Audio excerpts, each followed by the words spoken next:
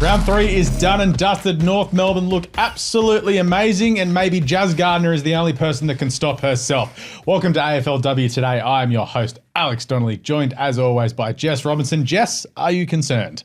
I'm a little concerned, but fingers crossed for Jazz. God, it's so tough. I think every fan, North or AFLW fan, would have just watched that and just gone, no. It wasn't a great couple of minutes there, especially when she hobbled off there, but got to get over to the corner. She's back from holiday, demanded to come on the show. First day back because Carlton got the job done on Sunday night. It's Social Gal Spence, a.k.a. Olivia Spicer. Hello, Spence. I am back and I am so happy. That game, I was jumping up and down. Can't believe the Baggers bet the grand finalists from last year. Insane. It's great. You left while the men's team were being historically bad. Yep. You've come back and the gals have just hit the ground running. They're dub. 2-1. So good. Love to see it. Before we get into the games and talk about the weekend's action, make sure you do subscribe to AFL Today on YouTube. Follow AFLW Today on X, Facebook, Instagram, and TikTok for more footy content all season long. Make sure you do leave a comment on all those posts that we're doing there, as well as subscribing on the YouTube. Make sure you hit the little notifications bell so anytime we do a video, it pops up in your feed. All right, let's get into this. Round 3 results. We had the biggest win ever, which means for the first time ever in AFLW history, we had a 100-point margin. We'd love to see it. So good. Records been broken week on week. Port Adelaide has kicked their biggest score. At the time, it was the biggest score in AFLW history. Lasted about 23 hours. The Roos go, no, hold my beer. Yeah. The Roos want to have all the records. Well, it's very funny. North Melbourne last week kicked their biggest score, which was like 80 odd. And they're like, hey, okay, that's cute. Here's 114 just for that. And Carlton got the upset over Brisbane, and Jazz Garner's injury news, press circle all around for everyone right now. Let that ankle be okay. I have a spare one. She can have it. It's totally fine. But let's get into the weekend's game. Starting on Friday night, Darwin, Dreamtime up at Darwin. Richmond 3-10-28, defeated by Essendon 6-7-43. The Bombers, they're 3-0. How are we feeling about the Bombers right now? The Bombers actually good. Especially in Darwin. I don't know. I thought that I think Richmond season is what we're seeing is not how we expected it to go. But yeah, I'm impressed with the young guns as well, the Bombers. What do you guys think? Absolutely impressed. They got it done in a great fashion. Richmond could have made a little bit of a closer game, but Essendon coming away with 3-0. They're having a great start to the season. And it's funny, they're taking on a team who's 0-3 next week in Geelong, but that's going to be their toughest test so far. Right. But we'll talk about this game. So my first question, the main thing of this is how did Nance Gawn wear the long sleeve all night, lay 12 tackles, triple that of anyone in her team? She was absolutely everywhere. Best on ground, she's getting the 3 votes. Just an insane effort. But the heat levels, you could see late in the game that these players were cooked chooks. Yeah, absolutely. And that's probably where Richmond just fell short a little towards the end because, both teams, you could just see the fatigue. I do not envy them at all playing in that weather. No, I'm a sweaty man as it is. I do not need to play football in Darwin. No, it'll be too hot for there, especially in the long sleeves. Not for me. I do need to shout Maddie Prasparkas all night, running up and down, in and under the midfield all night. Like just an absolute unit of a footballer. She was fantastic. I do like how when Essendon get their running carry game going, their handball, it's so fun to watch. You see where they kicked a goal, like Georgia Clark's snap leading from that just handball through the corridor. It was absolutely unreal. It's like, okay, they've come into this season with a proper game plan to take the game on and run through the corridor. And I feel like some teams are getting caught out. They don't know how to defend when teams just get the running in waves going. And I like how Alexander's found herself in the goal square. Just all of a sudden, she's a midfielder. Like, I'm going to go play forward. It's okay. She's taken 2 important marks at the top of the square in consecutive weeks. She kicked 2 goals this week. Obviously, had the match winner against West Coast the week before. But we look at them and like, okay, like how are we feeling about just overall? We look ahead. 3-0 in a 12-game season sets you up for finals. Are you feeling like you're confident about the Bombers playing finals this year? I think they are going to play finals. Starting off the season so strongly, that's what's important in the W. Like, I'm looking at, we'll touch on Geelong later, but not winning a game yet. That's not good. Like, it's all about confidence in the dub. And yeah, I think the Bombers are going to play finals and we'll see how deep they can go. What do you reckon, Jess? That's echoing the same thing. It's all about how you start the season and they couldn't have started it better. But also, the opposition, as you said, the challenge will come next week against the Cats. So we'll look at the Richmond side of things as well. Like they had a 15-minute period at the end of the third quarter, start of the fourth quarter. They dominated. They had 16 inside 50s to 4 in that period. They could only kick 1 goal from those entries. Essendon from those 4 kicked a goal as well. So that really just sort of summed up how their night went. Obviously, they were inaccurate kicking for goal all night. There was a moment in the last quarter which led to Alexander kicking her goal.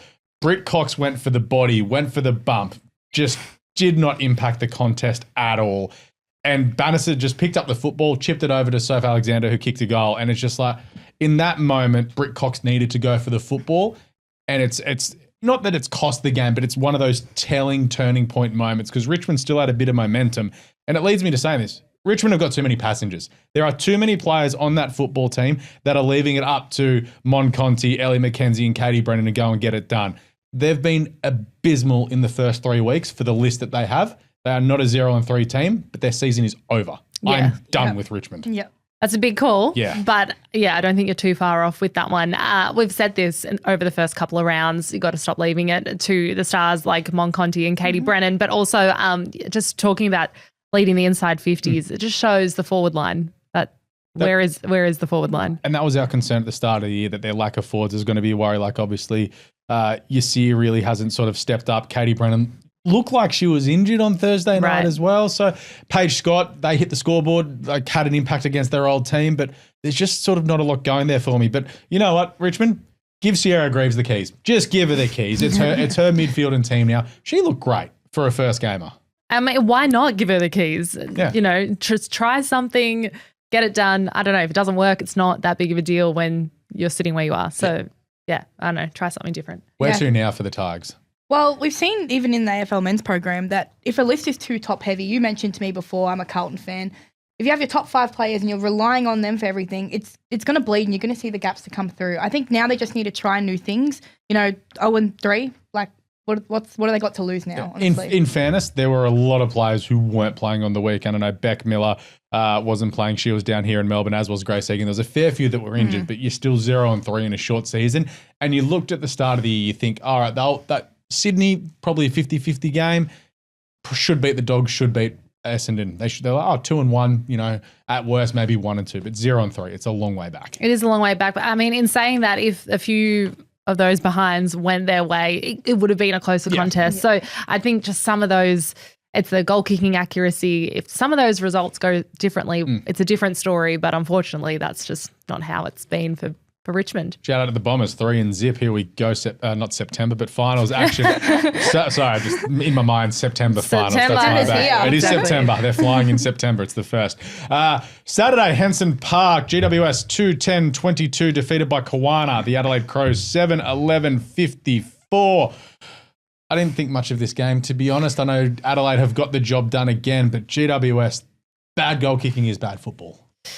That's it. That is it, Alex. I think Adelaide would have wanted to win by more against GWS, but you know what? They got the job done and they're back to 2-1. So they're sitting pretty. They're a bit more comfortable in the season now, so they wouldn't be complaining. But the GWS, I just feel like they let a good opportunity slip here. I mean, the scoreline is still, 32 points or something. But they could have had a closer contest. It took a while for them to click into gear, though. They didn't register a single disposal in their forward half for the first 6 or so minutes of the game. So you're not going to win many games of footy. Exactly. You could kind of see where the game was going ahead just from that. And of course, the Crows, it was a blistering weekend of winds and wild weather across the south region of the country. The Crows maximised on kicking with the wind in that first term, and they were super productive. Danielle Ponta, she had a huge game 75. She had a lovely snap goal, had the luck of the bounce on her side, which we love to see. Playing in the midfield, can go forward. Just a big strength. I think that's their strength for the Crows, and we'll see a lot of the differences for them this year is they have midfielders who can rest forward and impact on the scoreboard. A lot of teams really don't have that. Exactly. That's just such a pro for them. Caitlin Gould really strong for the Crows as well in the forward line. So they had some dominance. Eleanor Brown felt for her Giants defender. She had her work cut out for her with Caitlin. I would love to just touch on some positives for the GWS though, because you got to take something away from it. Tani Evans, she's just so great in that forward line. She's got a good presence. She's got a strong lead. Unfortunately, the Giants just struggled to get reward for effort. They were actually well and truly within reach. the momentum was all going their way at the start of the second half, and they just couldn't get much return for effort. But Georgia Garnett, she had a big goal in the dying seconds of the third term, which, it didn't really close the gap much, but it just gave them a little bit of spring in their step going into the final term. It looked like a sign of improvement for me, for the Giants, because that could have been a worse result. They did only manage 2 goals, but if a few more of those points went their way. Well, they got close to Collingwood last week. They did. I think, small steps forward for them. Adelaide would be happy with the result, but they won. Yes. Yeah. Do we think the Crows think that they should have won by more in this matchup? I think they're happy winning after how they started against Geelong, got over the top lane. They're just like, let's just go get the dub. I think they feel like they're building into the season, which isn't the best thing to do in such a short season because it could come unstuck, but it could come off for them as well. But they're getting wins. Yeah, so. They're getting the points on the board. That's all that matters, let's be real. Yeah. Let's get across to the other Saturday afternoon games. RSEA Park down at Moorabbin, Euro Rokes and Kilda 4-4-28. Defeated by Wallachich Marara, the West Coast Eagles 6-6-42. St Kilda, mate, what happened? What happened Spence. there? I just want to say, great job from the Eagles. Daisy Pearce, masterclass. Again, I'm just very impressed by her coaching so far in her second season at the Eagles. It's great. Is it coaching or is it her going, hi, best player in the competition, Ella Roberts, go do your thing? Yeah, let's talk about Ella. Let's talk about Ella. I was going to start on the Saints, but we'll talk about Ella. Go to Ella first. Go to the winners. We'll talk about Ella. Finished with 2 goals, 23 disposals, 9 marks, 7 tackles, and 3 clearances to have a strong say in the game. That's another 3 votes for Ella Roberts. Yeah, what wasn't she doing? I know. She was just great all across the park. And just really good to see what a turnaround that the Eagles are having this year, and just so much improvement on the park all around. And they kicked the last 5 goals of the game, which was a great way to see. Huge. They should be 3-0 is really like they should have held on against Essendon last week. I know that I said Essendon deserved to win that game given how the match flow went. If West Coast are 3-0, they're feeling so much different about their season, but being 2-1, considering last year they hit the ground running and won a couple of games early, but then absolutely flatlined late. I think it's more them coming from behind shows the improvement that they've made in the off-season. Obviously, Daisy threw the magnets around a little bit too, but it's like, okay, this team is building. They might not be a finals team this year. Next year, they're definitely a finals team. And we spoke about that last week in their loss to the Bombers, just them learning how to win, how to finish the game. And as you mentioned, them kicking the last 5 goals, that's them certainly doing that. So I think big ticks for the West Coast. On the Saints, though, Jess Wardlaw, stood tall for the Saints in the game with 2 goals, 16 disposals, 7 marks, having an early impact. I thought she stood out for me. For the Saints should have won this game, let's be real here. If they want to get some points on the board, that's what they need to do. But overall, I'm just happy with the West Coast Eagles. Well, it goes to show, and a few people that just talking to off air just around footy, and it's like, I'm not convinced about St Kilda. I tipped the Eagles, very happy with my tip, but it's more they were negative on the possessions, inside 50s and everything against Adelaide, found a way to win. Got belted off the park by Melbourne last week. Maybe this is just where St Kilda are at, and West Coast are actually kind of a better football side at the moment. And we looked at St Kilda sort of last year. They're in that not bad enough to be bad, but not good enough to be good. On a day, they can beat a team, but they haven't strung together a game here. Maybe everything worked for them against the Crows, and we might struggle to see that again for the rest of the year. And I think taking on a team like the West Coast, obviously coming off the Crows and then the D's, they're pretty strong contenders, and you would think this is the matchup where they get the win. Yeah. They get the win. And for them not to do it, and they were in control for a lot of the game. They led the game for 70 minutes, so they should have been getting that W. And coming off such a bad loss last week, they need to cash in, as Alex said. Tell you why they lost? No Ferris wheel. Bring back the Ferris wheel. Bring back the Ferris wheel and I'll get down to Moorabbin. Need the Ferris wheel back. Probably too windy in fairness. Might be an OHS issue. Yeah, definitely an OHS issue there. Could just roll away. Let's get down to Goomba, GMHBA Stadium. Geelong 6-9-45, defeated by the Sydney Swans 7-8-50. My first port of call when watching the replay after I got home from Geelong was, I hate the camera. They have the VFL level camera. I noticed that as well, Alex. It doesn't look great. Like, come on, guys. Like, it's not hard. Was it on the other side? No, it wasn't on the other side. Did we see the fans this time? No, we didn't see the fans. Okay. They don't do that. They only do that for night games because I asked a very lovely lady who supports Geelong. She's a 70-year member. I was like, oh, why don't they change the camera? And she's like, you can't do it during the day games. And it worked. And she was correct in the end because the sun might pop out and the camera will be directly into the sun, which it came out in the last quarter. So shout out to the old lady that sat in front of me during the game. But out of this, the Swans, they go 3-0. Massive win for them. Whereas the Cats go 0-3. And being there at the ground and then watching it back, one of the games of the year. Yes, absolutely. And it went to script. Like Geelong, they started fast. Sydney took a while to get going and ran all over the top of Geelong. And for Geelong, you have a look. They were horrendous in the second half last week. Last quarter blowout against North. This week they played 3 quarters. Unfortunately, their bad quarter was the second quarter. They let the Swans kick 4 goals, get in front of them, and the Swans sort of maintained that advantage for the rest of the game. Like you look at, and we'll talk about Geelong first. Like Nina Morrison and Prasparkas were the 2 best players on the ground in the first 20 minutes. By so far, it wasn't funny. They had about 90% possession in their half in the first 10 minutes. The Swans just could not get a kick and could not get going. It was 20-1, like it was 3-2 to 1 behind at quarter time.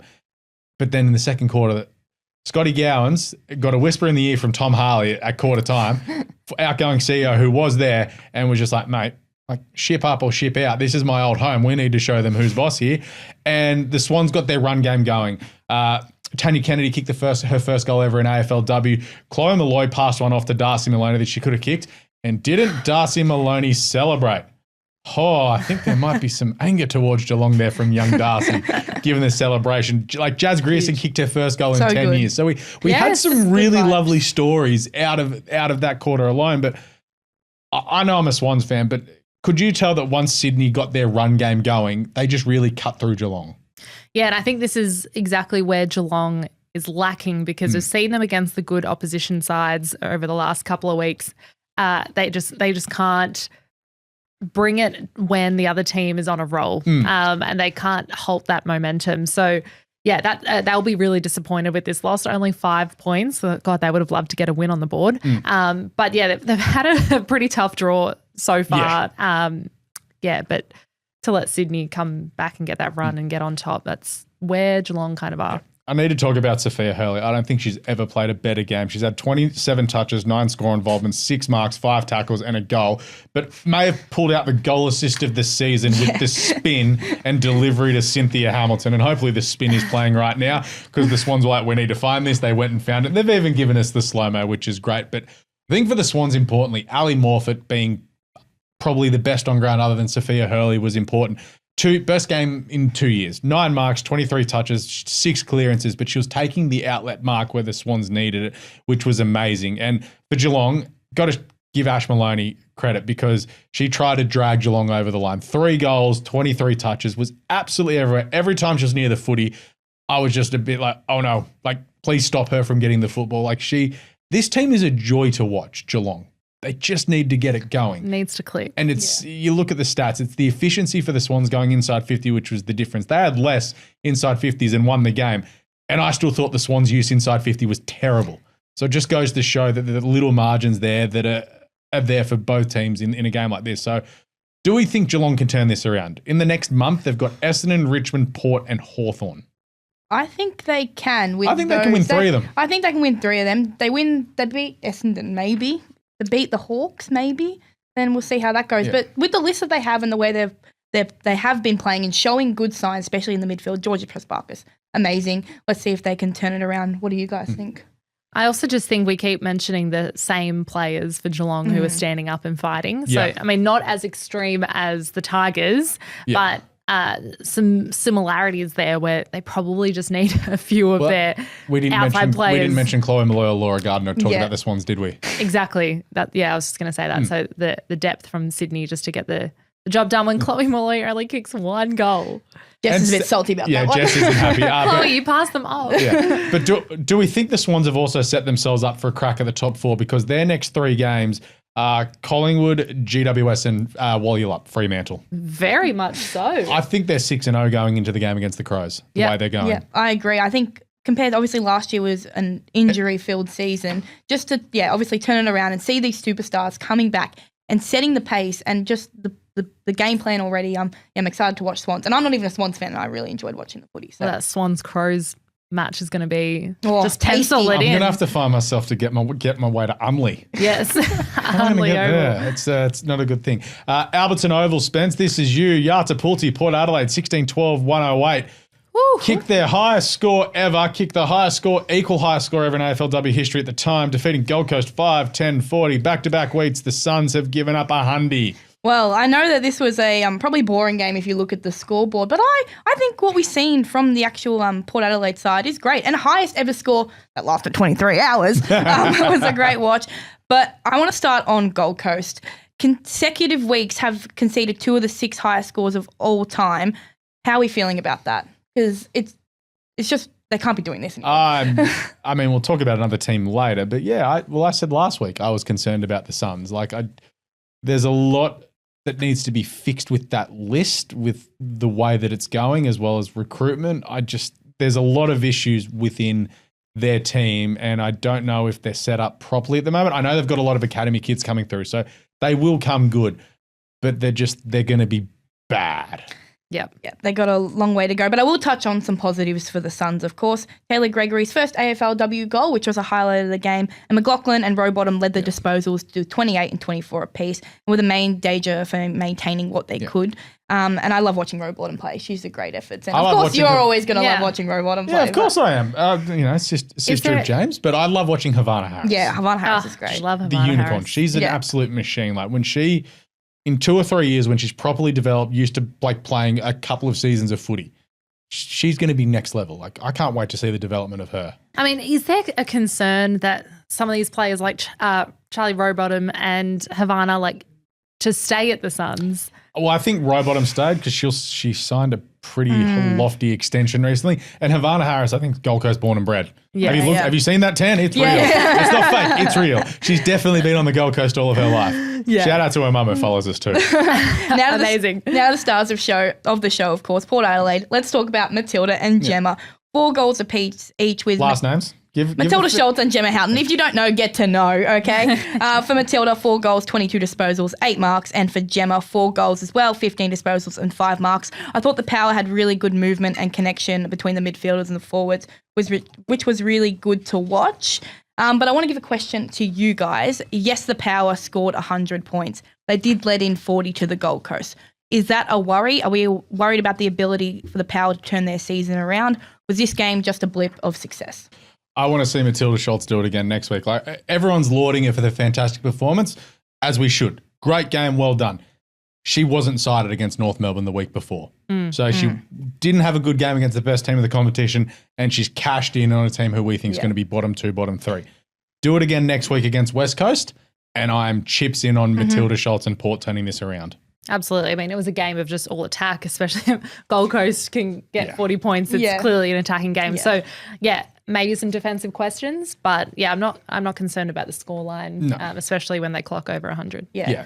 This game was over pretty early. It's more seeing how they structure up next week against West Coast, because you don't think Daisy's watching that with a hawk eye and knowing what's going with what's going on and how to stop them as well. Because around the ground, I think West Coast can match them very easily. Yeah, I don't know. I think West Coast can take it to the Power. Yeah. That's my early tip. We'll see. Perth or in Adelaide? Oh, I can't remember. Okay, sorry. Check the socials for our tips later in the week. Saturday night, Whitten Oval, the Western Bulldogs, a 1-4-10 defeated by Hawthorn, 2-2-14. My first question is, how in the bloody hell are Hawthorn 3-0? They've kicked 4 goals, 3 goals, and 2 goals, and they are 3-0. I don't get it, Jess. Yeah, it's concerning for Hawthorn if they want to be a genuine contender. Western Bulldogs are not a top side. So this is the game where Hawthorn go, let's cash in, let's produce a big score. And that they didn't. So, a few question marks for the Hawks. All wins by single digits. And I suppose at the end of the day, Daniel Webster will be like, don't care, we're winning, which I get. They're 3-0. This was not a great advertisement for AFLW. And we're going to see games like this. Like we've just talked about, highest score ever, game of the season with Sydney and Geelong. This was not one that we're going to remember or talk about long term. Yes, the Hawks have won. There wasn't a goal kicked in the second half. And I don't want to be negative about the game. And I love the game. But this was a very bad game of football.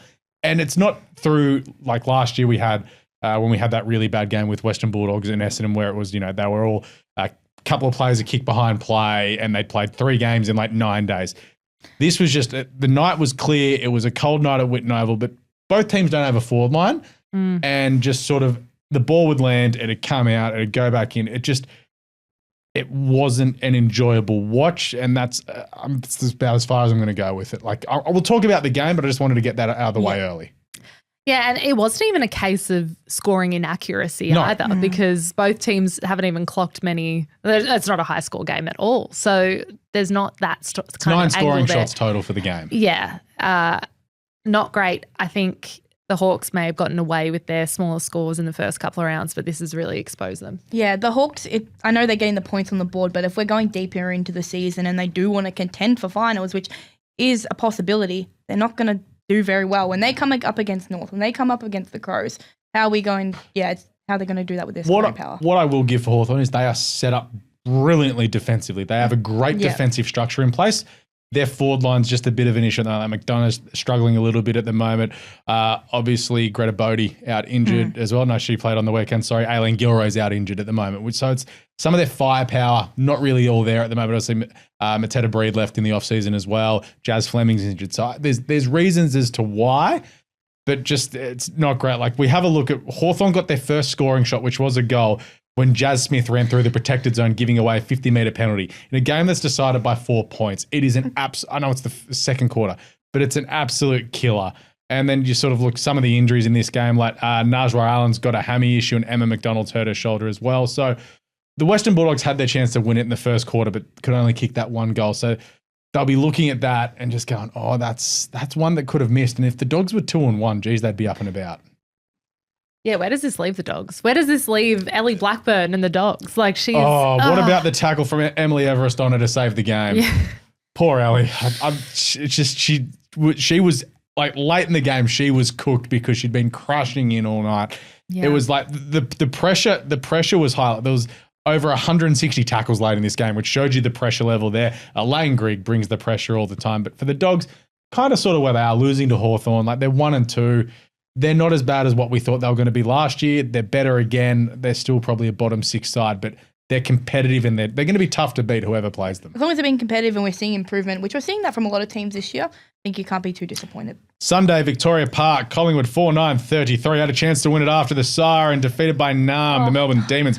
5-7-37. Football is fun. Football is cruel. Football is brutal. I love this game. This was such a good watch. And I'm a Carlton fan, so to see the umpires, and I was actually rooting for them. Who am I? You said umpires. You're rooting for the umpires? No, I said the pies. Oh, I thought you said umpires. The pies. Who roots for the umpires? Who would root for the umpires? I was about to say, I live around the corner from Vic Park. The weather in this game, because I was like, it's raining. I'm not going outside. I'm just going to watch it on TV. Yeah.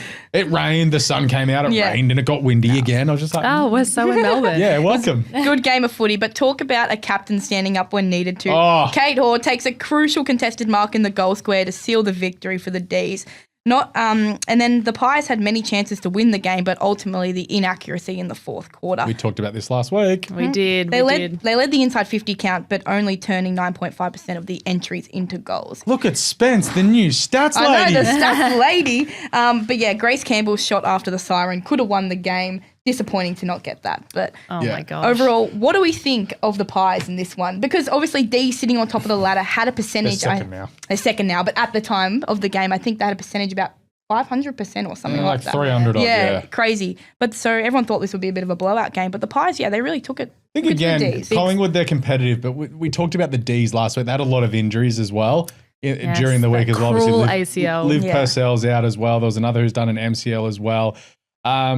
Shelley Heath who was out. It's just, I think the injuries are going to hurt. I know they're 3-0, but I think those injuries are going to hurt them because they're key players in crucial parts of the ground for them. So I think this was that adjustment game. Collingwood are going to be tough to beat. We've sort of seen that they've been competitive in all of their games. I think the Ds are sort of the bottom end of a top 8 team. Yeah. But like if you've got Kate Hoare, Alyssa Bannon, and Taylor Harris in your forward line, as long as you get the footy to them, you're probably going to be set up for success. It's just those depth players as well, which is the concern. But Collingwood, I've enjoyed their improvement. Yeah, Absolutely, and Schleicher was out. She was out, so we Tell got me to about see Ash Centra, 'cause we were on Ash Watch. We got to see Ash Centra with more midfield Not minutes. in a long sleeve this week. Yeah, it's I know. the coldest game she's played in. Decides to roll out a singlet. But yeah, obviously, unfortunately, Schleicher's out, which we love her. But yeah, great to see Ash Centra get those more midfield minutes, finishing the game with 17 disposals and 4 clearances, seeing more and more of her skills develop over time. It seems like she's leveling up each game. Still waiting for that absolute start and breakout game. But yeah, we're on Ash Centra watch this whole season. Do you think Sam Wright heard us last week when we said throw Ash into the midfield? Maybe? We're available for coaching. It's fine. But back to the Ds, I thought Eliza McNamara, a friend of the pod actually, did a great job. She was crucial in the way Melbourne played with the absence of Shelley Heath and, of course, Liv Purcell's What about injury. in the third quarter, that centre clearance, the tap down, Eliza gets their hands over and they just lace out Taylor Harris straight away. I was like, football's good. Those connections that they had between the midfields and the forwards was great to watch. And Harris with another great mark and another great launch. This just happens every week. I'll put the video up. Hopefully it's playing now, Brody. But question for the panel. Demons sit 3-0, which you did touch on, Alex. Do we think they are a genuine contender? With the injuries, no. I don't. I struggle with their midfield depth and their defensive stability as well. By giving up a score like that to Collingwood and having the chance late in the game to lose it against a team like North, Brisbane, Sydney, I think they're going to struggle. I agree. Yeah, same. Sweet. Sunday, Fremantle Oval, Walyalup, 2-2-14, defeated by North Melbourne, 18-6-1-1-4. Fremantle Community Bank Oval will now be known as the house that Talia Randall built. Well, there you go. What a way to kick us off. North saw Port score. They said, no, we need to hold this record. Less than 24 hours later, they, tunned up, and win by 100, won by a ton, set that record, the first 100-point win we've had in the AFLW, highest AFLW score, producing 114. Did it without Jazz Garner for 2.5 quarters. Exactly. I think that's the big news line out of the game is Jazz Garner. We've heard from North today is that today being Monday, the day after the game, that Jazz has not gotten worse. She's been sent for scans this afternoon. So, at the time of recording, we don't know what it is. So she's flown home from Perth.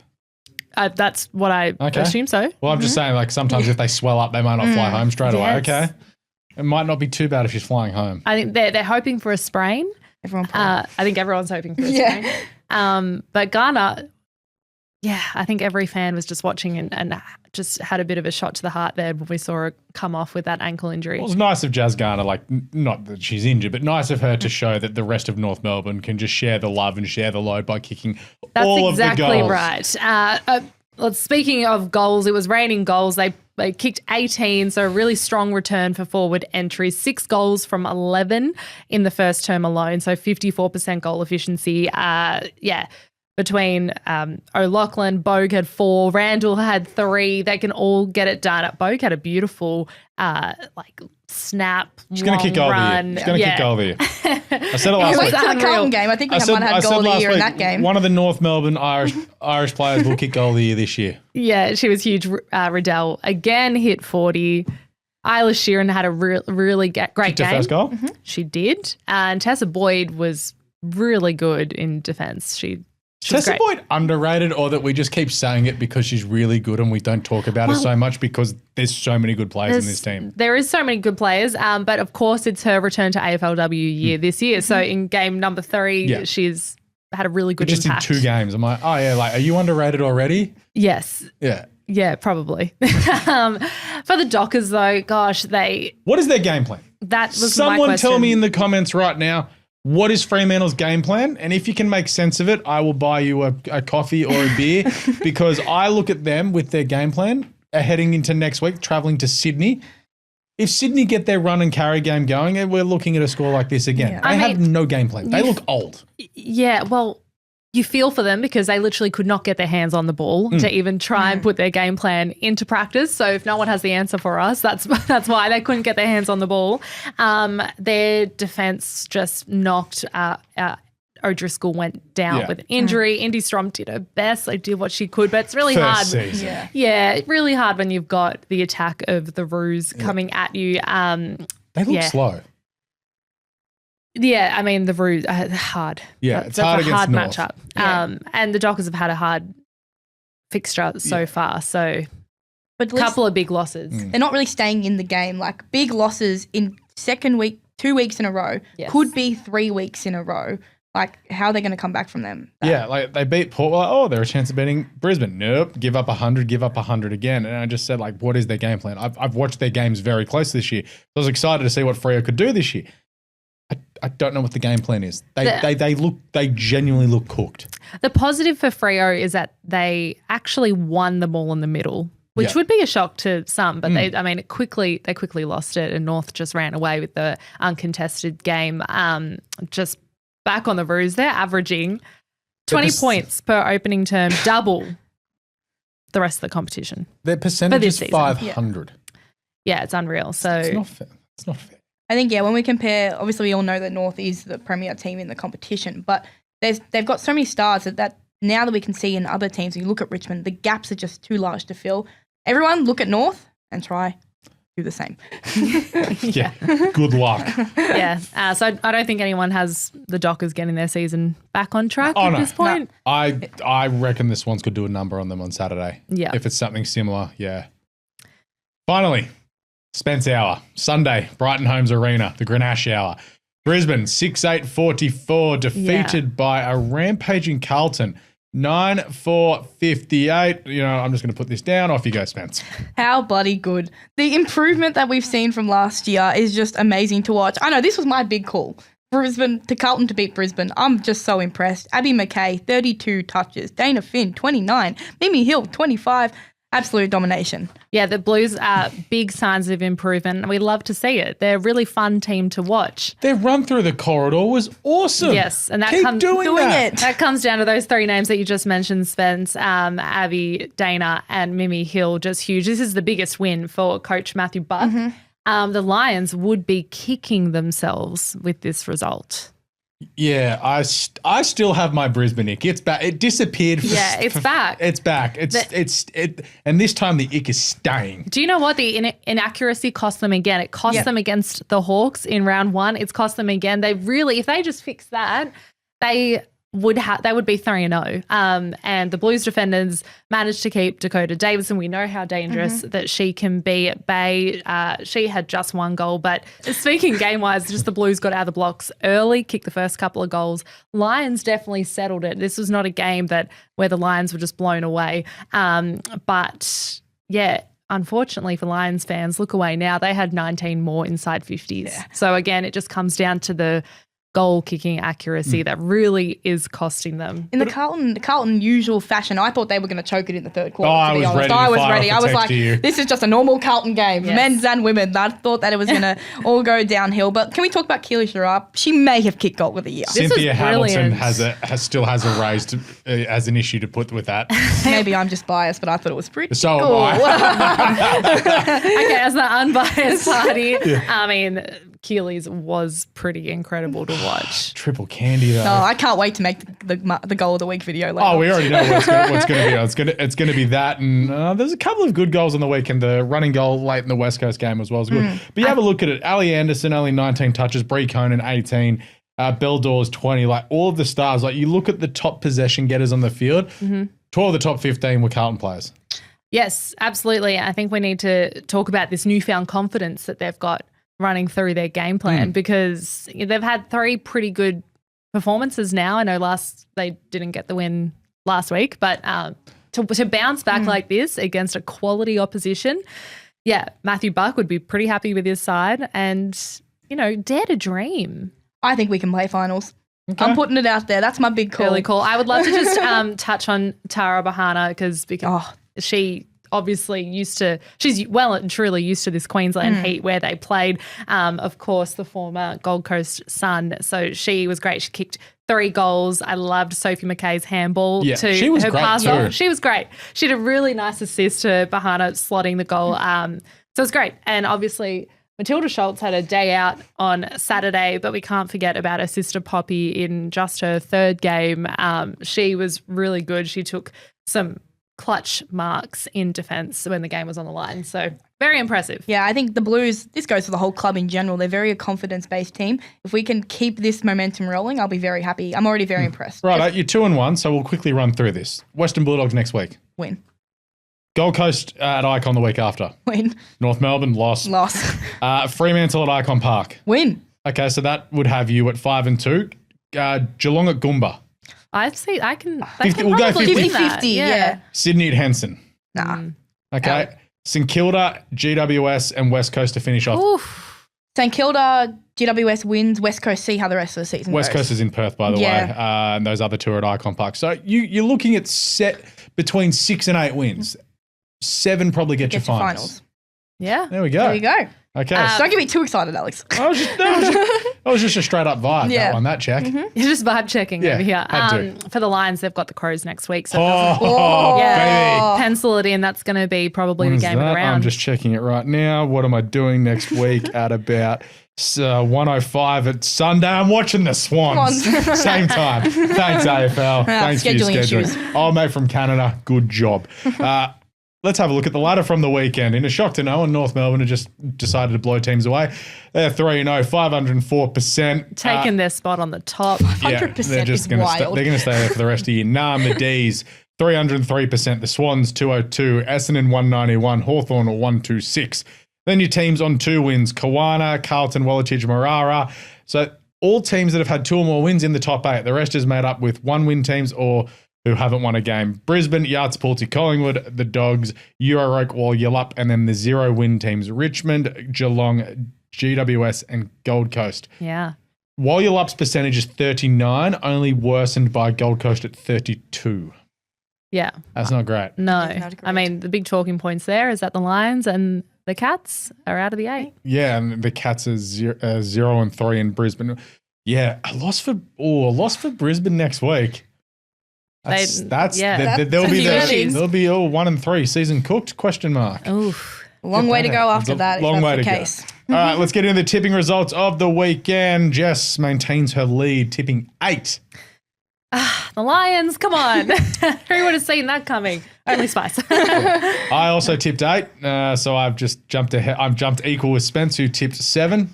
And I didn't tip Carlton after all that. But my big call, I did a Leo, if you've seen that on the AFL Today Show. He's notorious for covering all bases. Yeah. That's what I tried to do. But why didn't I tip the Blues? And the stats guy drinking sake in Kyoto right now got 6. He is trailing behind us all at the moment. Did manage to send me a text the other day going, go Roos. And I think he bought a football shirt too. So good Priorities. job, stats guy. Let's have a look at our big call results from the weekend. Jess, I just think you're going to roll with the draw every week. I think it's only fair now. I thought it was on. It was on I for a definitely moment. thought It was on in a couple of games. Yes, I know it was on, and I will probably do the same thing next week. To the stats guy, the Bombers won, but they did not win by 30. Taylor Harris did not kick 4 goals for me at low scoring game. I was done at halftime. Spence tipped Carlton as the big call. I'm back, and I'm back with a bang. The lock results, North won. Going to be the same one every week for me. North win. Whoever I feel gets like in, that can't be a lock. It's too easy. it's a lock. It's got to be a guaranteed thing that will Yeah, happen. but then you compare to Jess and her lock. Chloe Yeah, Malloy okay, kicking 3. Guys, I'm just getting used to what lock really means. It's an absolute certainty of things. Yes. Okay. So In fairness, given the first 3 weeks, you were 2 weeks, you were I should technically have correct. just said Chloe Malloy for one One goal. goal. Yeah. You know, that just feels like it's selling her short, you Yeah. know? Anyway. Ash Riddell 25. I think she had that at quarter time. She had 40, so happy days. And stats guy tipped Brisbane as he's like, whoops. look at how happy she is. Oh, that's great. Just rubbing it into him. Best performance of the weekend can, as always, be a player or a team. I did mine on Sunday afternoon. That's why mine's different to everyone. I did mine at about 3 o'clock on Sunday. I said West Coast because I loved that last quarter fight back. Yeah. I thought that was phenomenal because there's a thing that a few of my friends and I talk about, that in the men's game, if you are 6 goals, 36 points down at any time, near on impossible to win. Like 1 in 100 type of thing. In AFLW, 24 points is the threshold for that. West Coast did that on the weekend. So for that, a good that's why point, they're yeah. the best performers for me. Yeah. Spence? I support that. Carlton, it's obvious. I mean, why wouldn't I pick them? Good see, and I think Jess has done I the also exact had the same thing. Blues. Yeah, that's pretty good effort from them. We could also shout out Matilda Schultz, Sophia Hurley for just Yeah. individually brilliant performances across the weekend as well. I think There's a lot of areas over the weekend I think was just great. I think it was overall a great game, a great round of footy and AFLW. Yeah, we vibes. had an upset, we had blowouts, and we had close games. So, if you're getting 4 ripping games of footy each week, 1 average one and a couple of big scores, I think overall that's going to be palatable for fans, which is the main thing as well. Love to see it. But that is us done and dusted today on AFLW Today. If you did enjoy today's episode, make sure you subscribe to AFL Today on YouTube. Follow us on X, Facebook, Instagram, and TikTok for more footy content all season long. Make sure you do follow us on those platforms. Also hit the like and subscribe button on YouTube, as well as the notifications bell. So anytime we do a video, it does come up, because this Friday, I'm just telling you right now, so our producer behind the scenes knows, a special interview that Spence and I did on Monday morning with Hester, don't call her Hester, Hess Mary Brown, coming out on Friday morning. Good vibes. It's such a good vibe. It was meant to be 20 minutes. It went like 45. It was awesome. We chat I'm live, excited. Footy, just personal hobbies. It was good. Just overall good podcast. Just a lot of good podcasting there as well. But make sure if you want to hear some more podcasts, make sure you subscribe and start all of our shows on your podcast app. Cricket today, AFL today. The boys are ramping up for finals this week. Hold all tickets. Of course, the racing is back in a big way. Group 1's coming your way each and every week at the moment. Out the gate as well. True Bloods for your Sydney Swans fans. I'll be recording the W show later tonight with Polly. So by the time you listen to this, it's probably out. So if you want some Sydney Swans fan stuff, listen to True Bloods with Polly. Honest beers and footy form guide.